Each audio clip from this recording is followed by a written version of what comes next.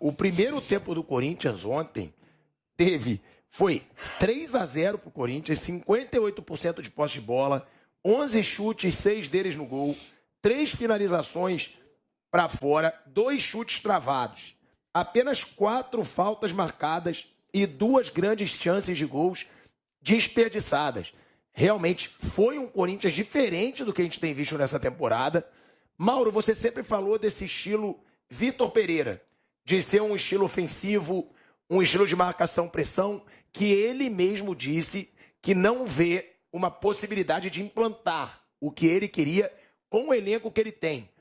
Mas esse Vitor Pereira, com um pouco mais de tempo de trabalho no Corinthians, ele pode ter um time com atuações como as de ontem, mais convincentes? É o mais provável que aconteça?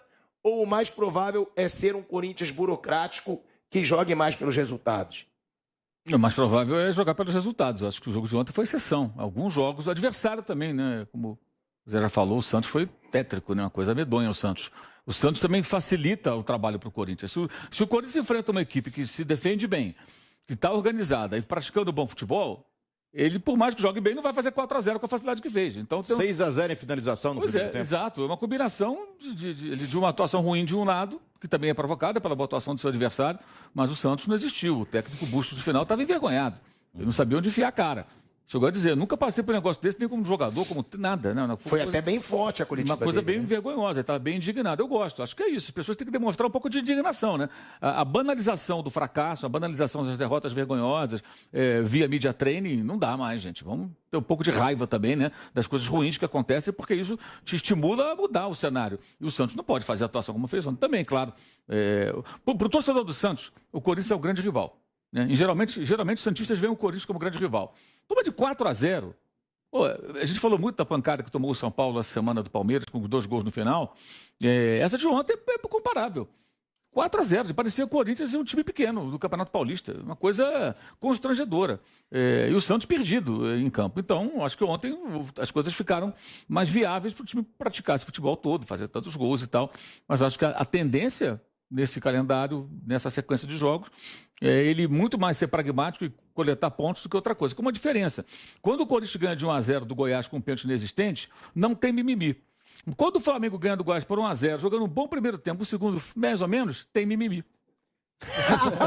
Ou seja, os corintianos em geral, não, vou chegar lá. Os corintianos em geral, eles entendem melhor 1-0 jogando mal. A torcida do Corinthians está muito educada com relação a isso, desde os tempos lá do Tite, do Mano, do Tite novo. Então o cara entende o seguinte, hoje está ruim pra caramba. O jogo do São Paulo, péssima atuação. São Paulo era para ter vencido o jogo, o Corinthians arrancou um empate. Você não viu ninguém xingando e tudo. A conclusão final era mais ou menos, hoje jogamos nada. Ainda empatamos o jogo, mantivemos uma invencibilidade no estádio contra o São Paulo. Ótimo. Nesse cenário foi bom ganhar esse ponto e não perder pro rival. Beleza, vamos em frente. Não o que nós queremos, mas tudo bem. Tem um entendimento. O Flamengo não. O Flamengo é mimimi, não sei o quê, fora não sei o quê. Fora Paulo Souza. Tem fora Paulo Souza? Hoje acho que não. E por aí vai, sabe? Então tem isso também. Acho que essa característica de boa parte da torcida do Corinthians ajuda também. Quando vence por 1-0 em casa jogando mal, a torcida não vaia, ela pode não estar gostando muito. Né? E acho também que não tem que gostar, você tem que ter ambição por mais. Mas compreender que naquele dia não deu para ser melhor. E aí você pensa, bem, então é melhor ter 3 pontos e eu voltar para casa com 3 pontos do que eu não conseguir nada, o time jogar mal e ainda posso empatar ou perder. Acho que tem esse aspecto também. Então ele encontra um clube onde jogar dessa maneira não tem tantas consequências, não tem tantas contraindicações. Se ele fosse técnico do Flamengo, fizesse a mesma coisa, ele estava tomando pancada. Tinha a hashtag fora Vitor Pereira, não tenha dúvida. E a Flávia Mimi estava aqui descendo a lenha no Vitor Pereira. Ele me cutucou, mas você era fora Renato Gaúcho. Nunca falei fora Renato Gaúcho.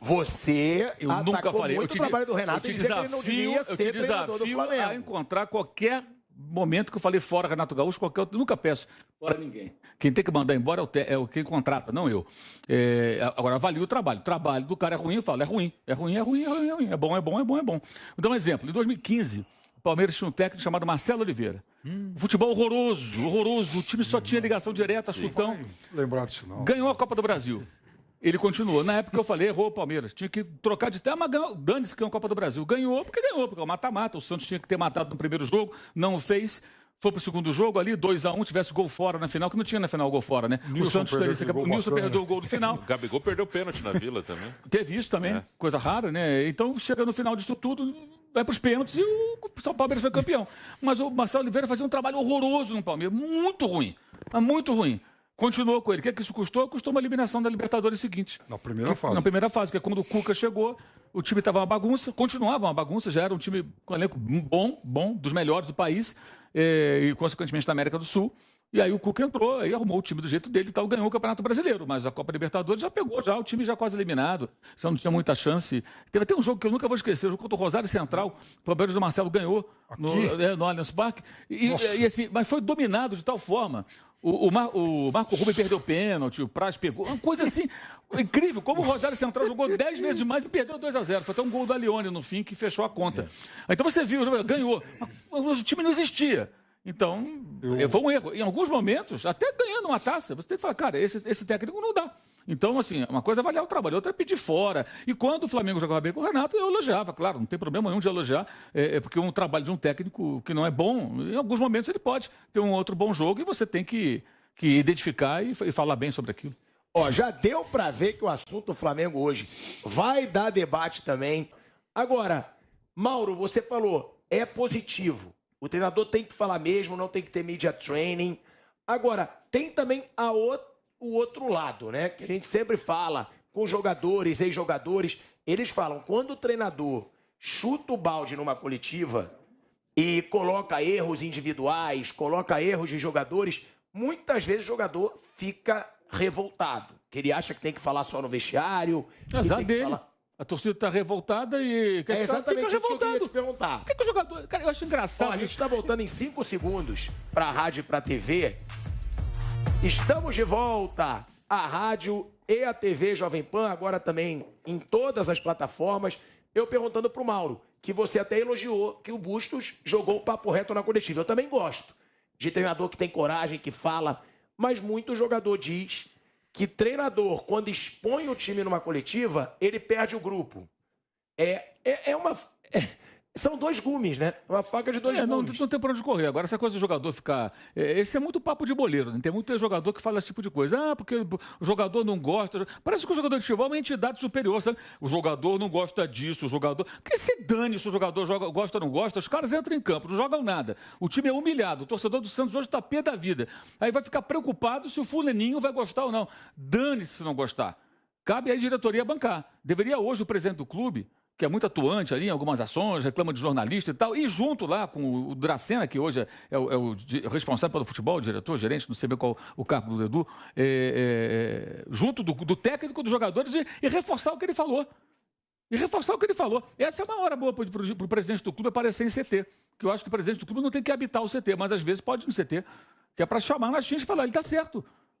Nós somos o Santos, a gente não pode tomar de 4-0 dessa maneira. Vocês acham que o que vocês fizeram foi legal? Assistam o jogo, bota o jogo. Põe um jogo em looping no vestiário, toda hora assim, ó. Entrou para trocar de roupa, fazer ali, né, alongamento e tal. Vai fazer massagem, ter lá uma TV em looping os gols do Corinthians, para o cara não esquecer, sabe? Manda no grupo no celular, né, os gols de novo, para vocês verem de novo a porcaria que vocês fizeram. Ora, bolas, o jogador não gosta. Eu acho que isso tem que mudar. Se o dirigente bancar, não tem jogador que vai ficar, porque não gosta, não sei o quê. Que história é essa? O clube nunca pode ser refém de jogador nenhum, gente. Mas todos são. São porque os dirigentes são omissos e bananas, muitas vezes. E aí o que acontece? Deixam a bucha na mão do técnico, usam o técnico como escudo, não se envolvem na dividida, e aí muitas vezes o grupo ganha a dividida e o técnico fica queimado. É o que acontece. Perdeu o grupo. Sim, mas o grupo perdeu o jogo. Não perdeu o jogo, ele foi goleado, foi humilhante, foi uma atuação vergonhosa. E ele é um profissional que parece não ter esse apego ao cargo, que é legal, como acontece com outros técnicos estrangeiros. Os caras não estão aqui preocupados em fazer média. Se não trabalhar no Brasil, ele volta para o Equador, ele vai para a Argentina, ele vai para um outro lugar. Ele vai ficar desempregado. Agora, aqui os caras estão sempre preocupados assim, se eu bater de frente com um grupo desse clube, amanhã eu vou para um outro clube, aí o grupo não vai gostar, os jogadores vão falar que eu sou assim, que eu sou assado, de repente o jogador que eu trabalho aqui eu encontro em outro time amanhã. Eles ficam ali tentando, pisando em ovos, porque querem manter ali essa reserva de mercado, essa coisa toda que eles tentam manter, que já estão perdendo, os técnicos brasileiros, salvo exceções, é claro, né? Então, acho que a questão é essa estrutura viciada. O jogador não gosta, você não gosta. E o torcedor? Quem manda é o torcedor, o chefe é o torcedor, né? Porque se não tem torcedor, o clube não é nada. Não tem dinheiro, não tem arrecadação, não tem nada. Esse jogador não tem esse emprego que ele ocupa hoje. Então o torcedor tá o quê? Como é que tá o torcedor do Santos? Tá feliz? Maneiro. Olha, não vamos melindrar os nossos jogadores, sabe? Eles perderam só de 4-0 para o maior rival, mas não podemos deixá-los nervosinhos nem tristinhos porque o técnico reclamou da atuação deles. Deveriam concordar com ele e fazer uma autocrítica. Sim, o técnico está certo, jogamos nada. Atuação ridícula, o Santos não pode jogar dessa forma. Aí você pega o Santos recentemente, foi agora há 10 dias, jogou contra o Atlético quase mais de meia hora com um homem a menos, em Belo Horizonte, perdia, empatou e quase virou. Como é que esse time joga contra o Atlético Mineiro, fora de casa, campeão brasileiro da Copa do Brasil? Quase vira um jogo com um homem a menos e depois toma de 4-0 do Corinthians. Então, esse time é capaz de fazer mais. E já houve o jogo do Bragantino, no fim de semana, que a torcida já torceu o nariz, que fez 2-0, caiu muito no segundo tempo e tomou um empate. Então, o torcedor do Santos tem motivo para estar meio já estranhando